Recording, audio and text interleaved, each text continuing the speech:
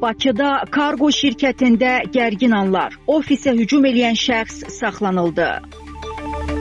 Bakıda kargo şirkətlərindən birinin ofisinə hücum eləməkdə şübhəli bilinən şəxs müəyyən edilib, izahata alınıb. Bu barədə Daxili İşlər Nazirliyinin mətbuat xidmətindən reportun sorğusuna cavab olaraq bildirilib. Vətəndaş Ələşrəfzadə martın 19-da Nəsimi rayon ərazisində yerləşən ofislərin birində ona naməlum şəxs tərəfindən fiziki zor tətbiq edilməsi barədə polisə müraciət edib. Daxil olan müraciət əsasında polis əməkdaşlarının keçirdikləri tədbirlərlə əməli törətməkdə şübhəli bilinən şəxs müəyyən edilib, izahata alınıb deyə mətbuat xidməti açıqlayıb. Vurğulanıb ki, hazırda ərazi üzrə polis orqanında təhqiqat araşdırması aparılır. Araşdırmanın nəticəsinə əsasən məsələyə hüquqi qiymət veriləcək. Xatırladaq ki, daha əvvəl paytaxtın Nəsimi rayonunda yerləşən kargo şirkətinin ofisinə hücumla bağlı məlumat yayılmışdı. Video görüntülərdə ofisə daxil olan şəxsin əməkdaşa hücum edərək xəsarət yetirdiyi əks olunub.